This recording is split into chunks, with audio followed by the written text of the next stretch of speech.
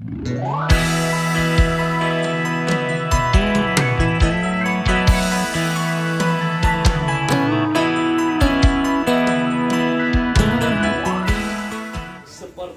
dari dalam api.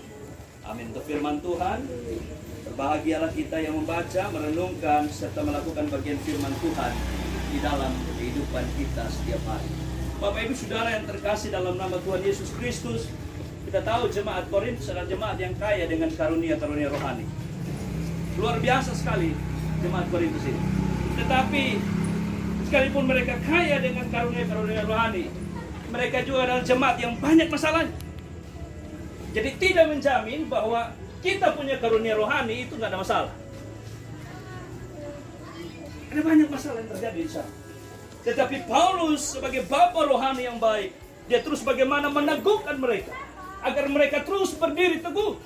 Bagaimana supaya kekristenan tubuh Kristus itu terus bersatu.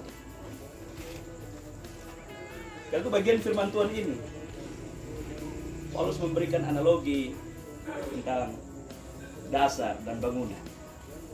Bapak Ibu Saudara yang terkasih dalam nama Tuhan, ada beberapa poin yang mari kita lihat bersama-sama dari bagian firman Tuhan ini. Bagaimana supaya kita bersama-sama bisa tetap kokoh. Bagaimana supaya bisa tubuh Kristus ini tetap bersatu. Yang pertama, kita melihat di dalam bagian ayat yang ke-10 dikatakan, sesuai dengan kasih karunia Allah yang dianugerahkan kepadaku, aku sebagai seorang ahli bangunan yang cakap telah mendasar dan orang lain membangun terus di atasnya. Yang pertama yang kita melihat bersama-sama yaitu supaya kokoh, supaya kuat, supaya tetap bersatu, yaitu fondasinya harus Kristus. Tidak bisa yang lain. Makanya di dalam ayat yang ke-11 dikatakan sana bahwa apa? Karena tidak ada seorang pun yang dapat meletakkan dasar lain daripada dasar yang telah diletakkan, yaitu Yesus Kristus. Tidak ada dasar lain.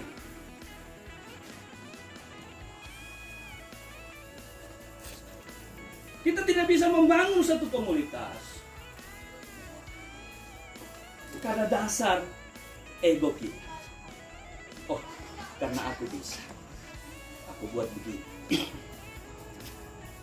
Oh, karena ada satu kepentingan lain, maka kita buat.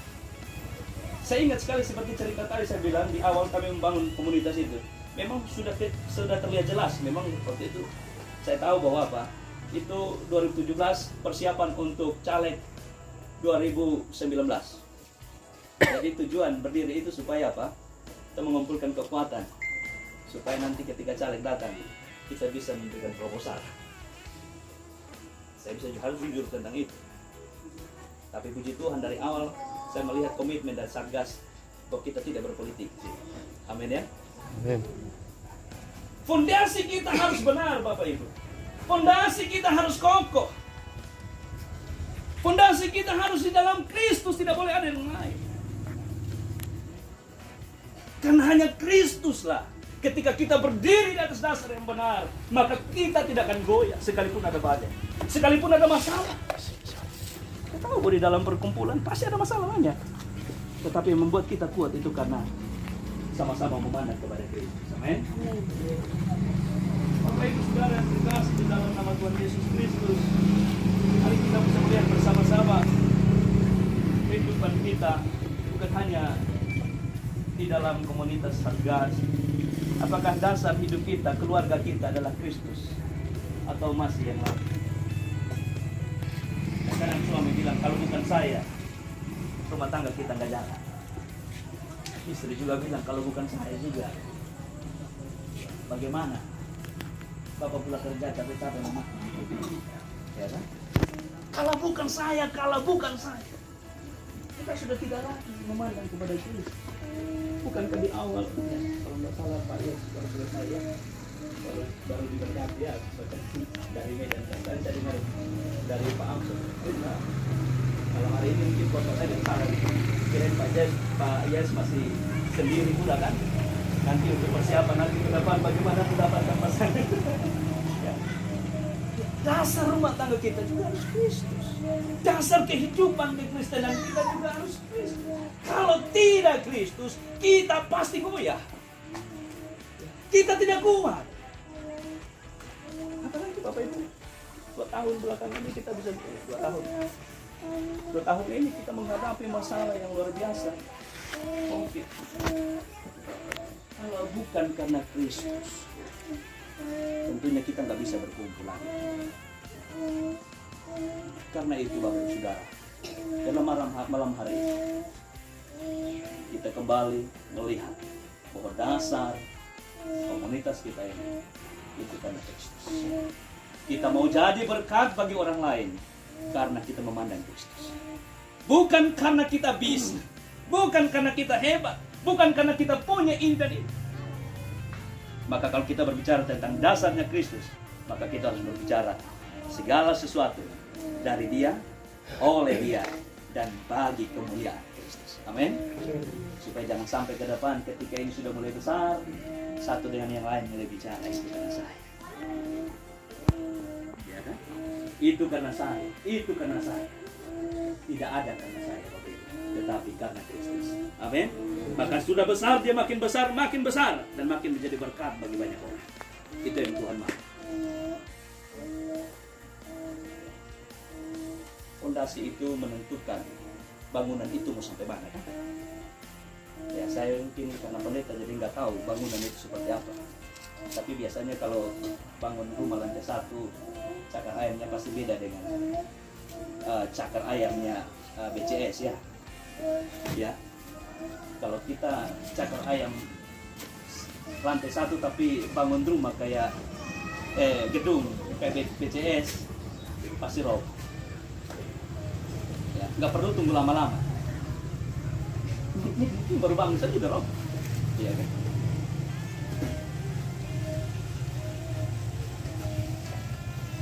Fondasi yang kuat menentukan bagaimana gedung itu nanti akan terus. Nah, kalau fondasi kita Kristus, saya percaya kita akan terus maju, kita akan terus naik, kita akan terus kokoh, kita akan terus bersatu. Itu yang pertama. Yang kedua, bagaimana supaya kita kokoh dan tetap bersatu? Semua kita harus tahan uji. Dalam bagian ayat yang ke-15 dia berbicara di sana bahwa jika pekerjaannya terbakar, ia akan menderita kerugian, tetapi ia sendiri akan diselamatkan, tetapi seperti dalam api. Ayat 14, jika pekerjaan yang dibangun seorang tahan uji, ia akan mendapat upah. Bapak Ibu Saudara, bagian ini Paulus mengajak kita menjadi orang Kristen yang tahan uji. Ya, kembali ke dalam bagian pasal ayat 10 bagian B dikatakan bahwa tetapi tiap-tiap orang harus memperhatikan bagaimana ia harus membangun di atasnya. Tadi berbicara tentang dasar bangunan atau fondasi. Sekarang dia berbicara tentang bagaimana bangunan fisik bangunan itu selanjutnya. Ini juga menentukan Bapak Ibu.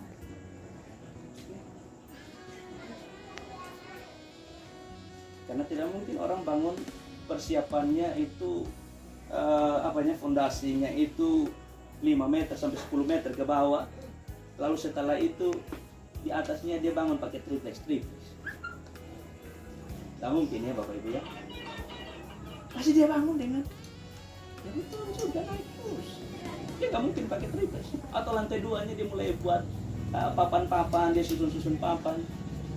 Kayaknya mungkin kalau orang lihat ini dia bilang apa? Ini waras ya Bapak ya. Udah bangun capek-capek, dasarnya kuat, tapi di atasnya dia bangunnya asal-asalan.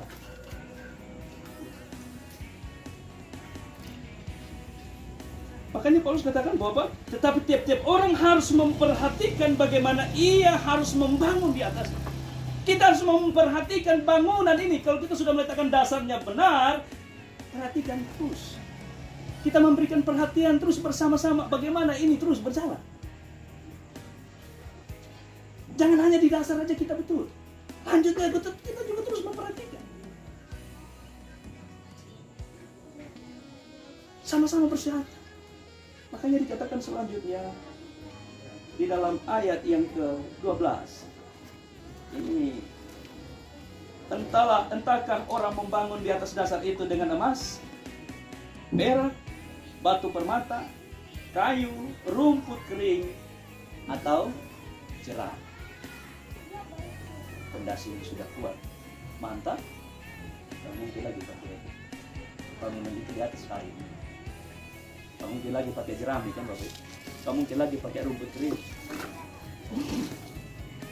Itu sudah harus didak-dak terus kan. Naik terus. Tapi terkadang di dalam kehidupan kita dasar hidup kita sudah benar, bangunannya salah. Sehingga apa? Mudah terbakar, nggak tahan uji. Dasarnya benar, tapi apa? Bangunan yang nggak benar, akhirnya nggak tahan uji. Sedikit dipancing langsung terbakar. Betul Bapak Ibu? Sedikit dipancing langsung tersinggung dia, keluar dari komunitas. Ini apa? Rumput ini. Ini apa? Ini kayu ini. Ini apa ini? Jerami. Jadi kalau ada sedikit-sedikit yang suka tersinggung, gila. Ini rumput. Iya kan?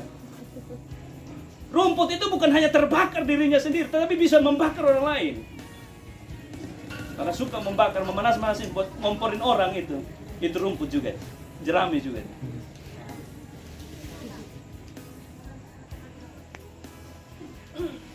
Kita seharusnya emas ya, mau dibakar juga, kan bakar emas itu nggak gampang. Saya nggak tahu berapa derajat panasnya baru dia bisa lebur. Tetapi kalau emas itu biasanya kalau terbakar justru makin murni. Semakin dibakar, makin murni dia. Tapi kalau kayu, apalagi kalau rumput jerami, baru dipancing sedikit. Orang Kupang bilang baru dipete. Baru pete kasih tak kujusan dia. Wih, langsung. Wih, orang semua kaget.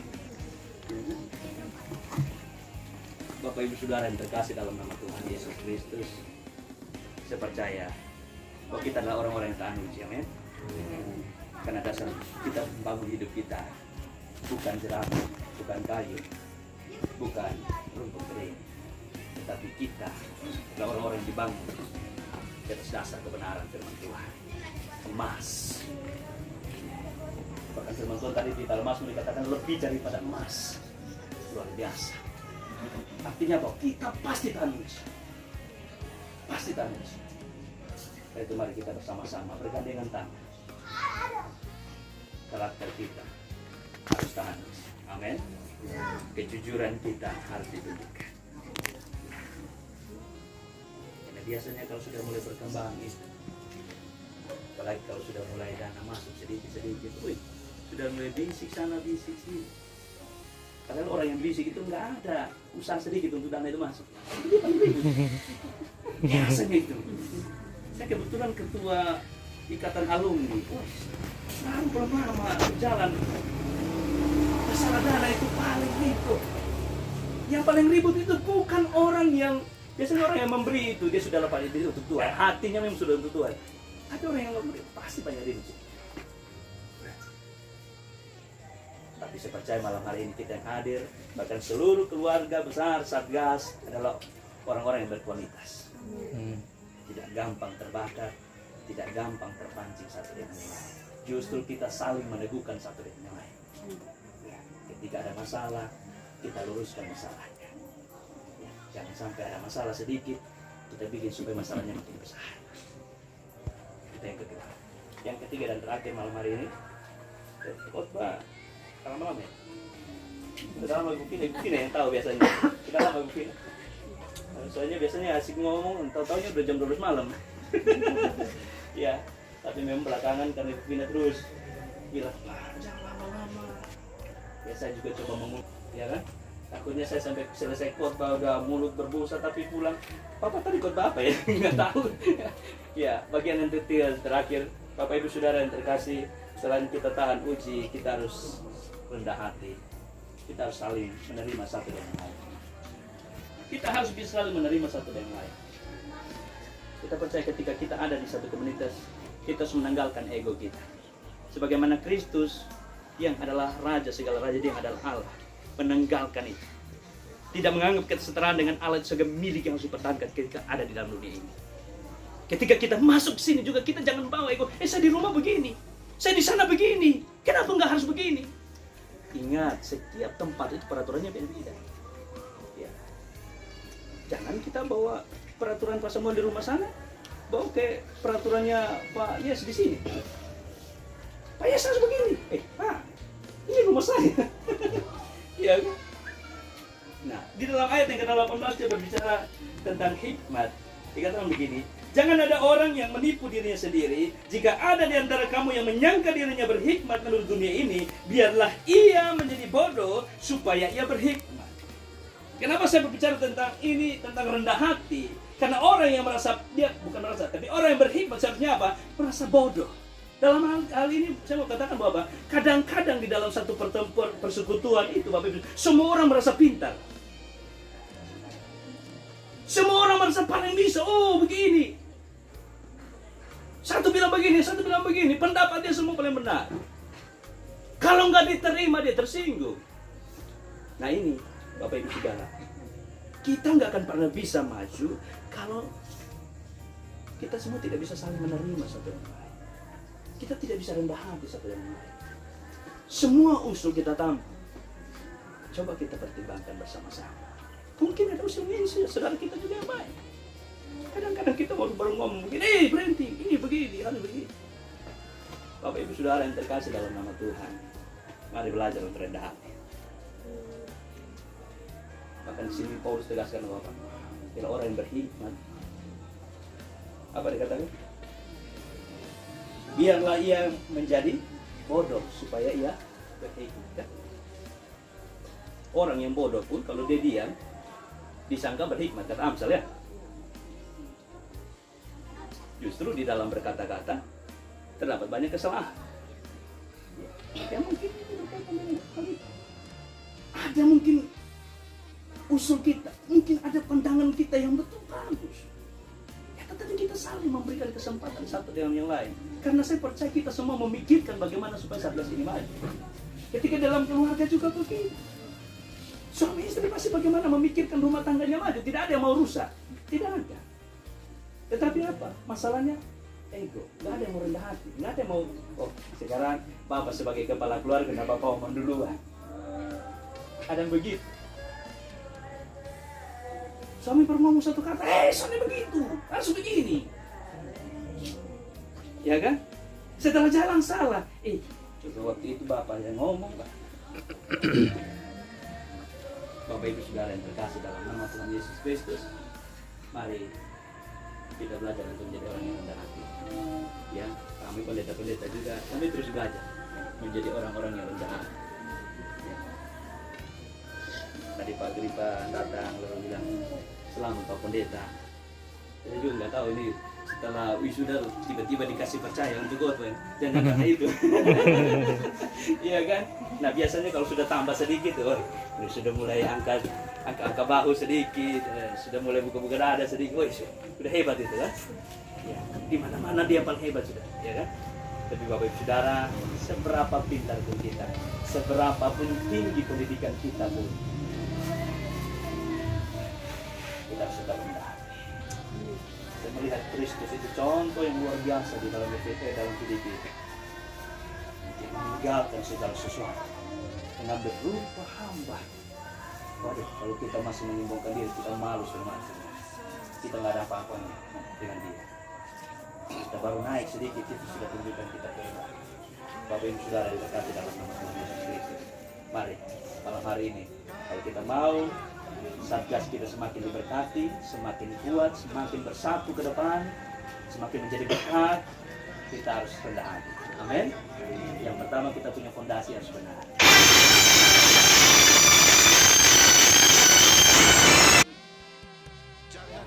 Karena kita adalah